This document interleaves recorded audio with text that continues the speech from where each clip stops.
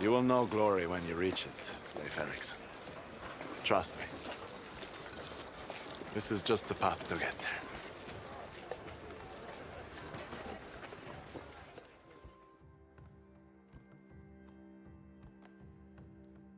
Right, let's see what we've got here.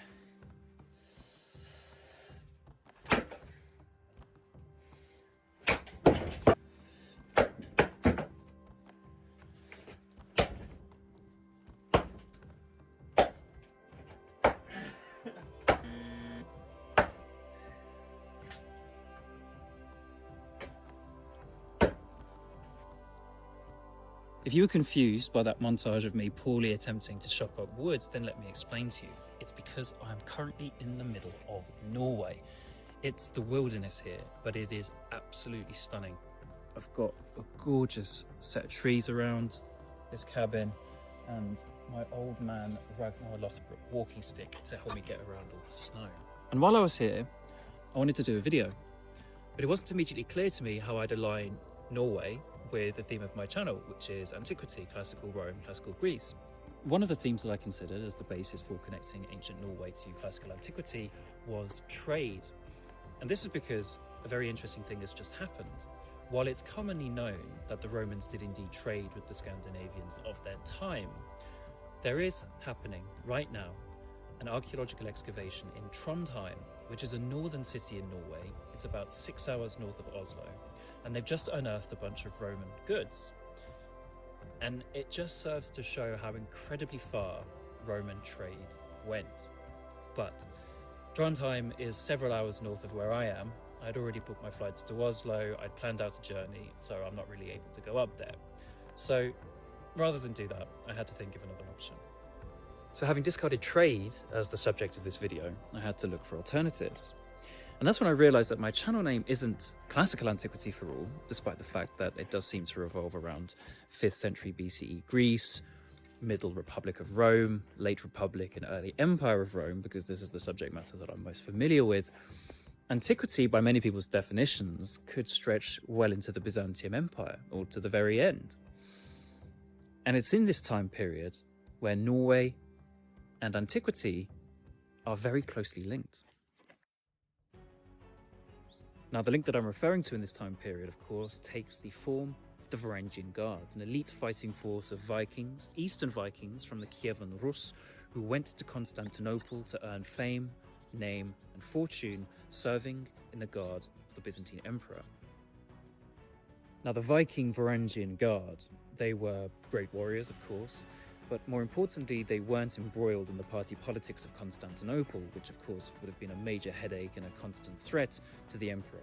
So they made excellent bodyguards and they made excellent mercenaries. And as a result of this, they were rewarded very handsomely. So it wasn't long before Vikings from the western lands, i.e. Norway, Sweden, Denmark, soon went to bolster its ranks. Now, one of the Norwegians that went to fight in the ranks of the Varangian Guard was none other than the future King of Norway, Harald Hardrada.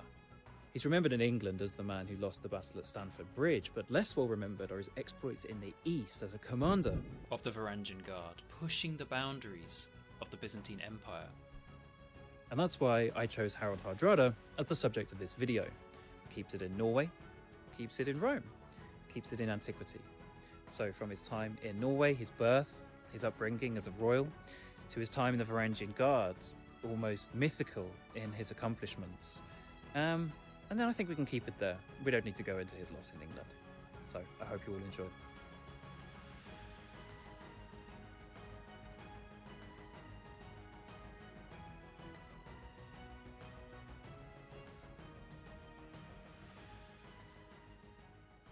Harald was born Harald Sigurdsson, not Hardrada, this was an epithet he earned later, into a wealthy and noble family in the early 11th century CE.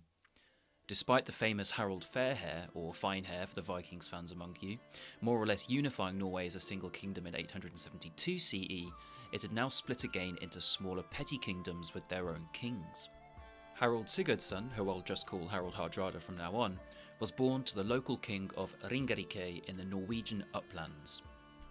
His parents were Queen Asta Gudbrandsdottir and King Sigurður Sur, said by some to be descended from Harald Fairhair himself.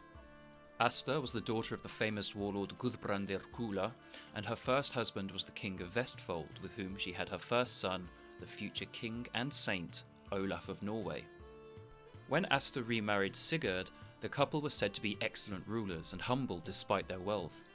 Sigurd even helped raise Olaf, who would become Harald Hardrada's half-brother. During these early years, the strongest king in Norway at the time, Olaf Tryggvason, came himself to Ringerike and converted the petty kingdom to Christianity, meaning Harald would not be raised to worship Odin. They had 5 children together, of whom Harald Hardrada was the youngest, and it seemed that while the other siblings shared Asta and Sigurd's modesty, Harald Hardrada had ambitions beyond the land management of Ringerike, even from an early age. He'd seen the successes of his half-brother Olaf, who, by the time Harald was born, had acquired the support of all kingdoms in the uplands, including Ringerike, and had defeated all the kings in the south. He ruled with unprecedented power in Norway until 1026, when he was defeated at the Battle of Helgeor against the Danish and English navy. Hardrada would have been around 10 years old at this time. The Norwegians were not happy about this defeat, and 2 years later helped install the Danish king Knut on the Norwegian throne, casting Olaf into exile in the Kievan Rus. But in 1030, when Harald was in his teens, Olaf made a renewed bid for the throne. On hearing this, the then 15-year-old Harald gathered 600 uplanders to join Olaf's forces. Even at such a young age, Harald is recorded in the Agrip, a famous history of Norwegian kings, as a Hovdingi, a chieftain, and as a beautiful young man of powerful stature. In Vensti Mather og Mikil Vogstor. He and Olaf fought together at the Battle of Stiklestad, where Harald, brother sinum veltöði, helped his brother well. Sadly, it was a defeat for them. Olaf was slain and Harald, wounded, escaped into exile, where he ended up at the court of Grand Prince Yaroslav the Wise of Kiev. A distant relative of the prince, Harald soon became leader of the Kievan Landvarnamunum, the country militia, warring against enemies on the borders. But, ever the Viking, Harald got wanderlust and bid farewell to Yaroslav. Battle-hardened and a brilliant leader by now, he took a force of men by ship to Constantinople, called Miklagarth by the Norse, where Zoe Porphyroyeniti was empress and Michael Hopaflagon was emperor. Harald soon became a mercenary in Empress Zoe's employ, and though he began as an independent captain, he was invited by General Georgios Maniakes to join the Byzantine army. And during their campaigning, the Varangian Guard too, being northerners, noticed him and invited him into their ranks. Together they swept the seas around the Greek Isles and Sicily free of pirates and took to raiding the coast of Anatolia. It wasn't long before Harald had risen to become Höfðingi yfir öllum Varangium, leader over all the Varangians. The Byzantine and Varangian forces soon pushed forward into Serkland, their name for the Islamic lands of the Fatimid Caliphate in Africa and the Abbasids in Asia.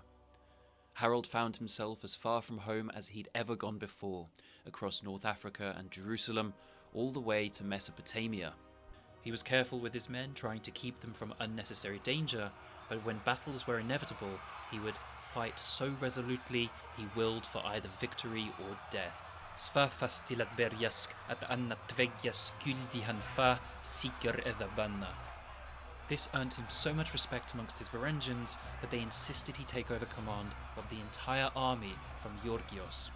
The latter refused, and the two forces parted ways, but not before many Greeks joined Harald's army. The skalds and bards and poets sang Harald's praises from this time. Þjóðólfur Arnorsson sang that he captured a full 80 Arab fortresses on the frontier, a story which has been echoed by many sagas since. And in his campaigning he won more riches than can be described and became immeasurably wealthy. He also seemed to master the art of unusual and unpredictable military tactics. When Michael the Paphlagonian, fourth emperor of his name, became full emperor of Byzantium, he ordered Harald to turn back to Sicily, and with an ingenious use of flammable birds, he took what many considered to be an impenetrable fortress, and then 3 more, each more impenetrable than the last.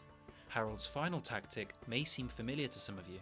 He faked his death and hid in a coffin, made a big deal of his funeral, and insisted he be buried within the walls.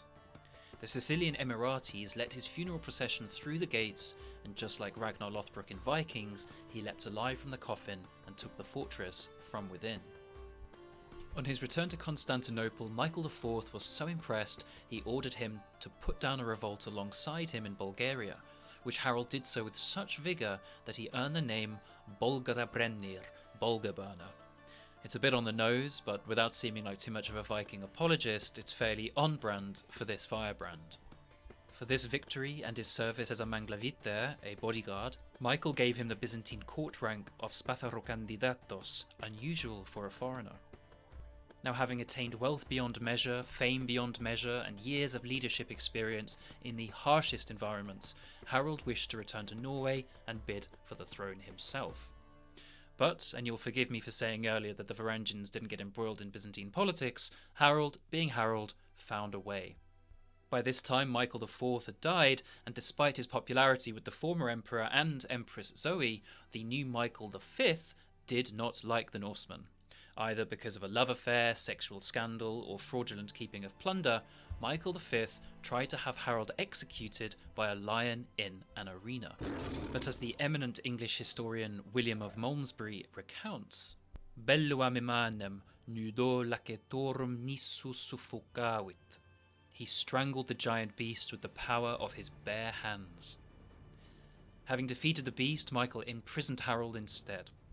But as the military strategy writer Kekaumenos says in his Strategikon, he nevertheless, Lathon Hyperchoresen, escaped in secret and reached Yaroslav once more in the Rus, who took care of his riches.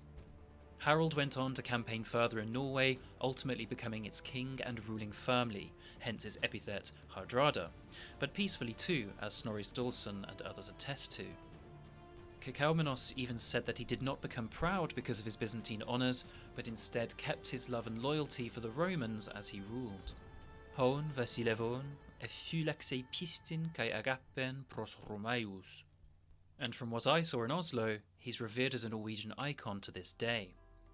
So while he did indeed fall at Stamford Bridge in 1066, a year which saw his fame forever eclipsed, in the UK at least, by William the Conqueror, let's not forget just how exciting and influential a life Harald Hardrada led before his untimely end in England.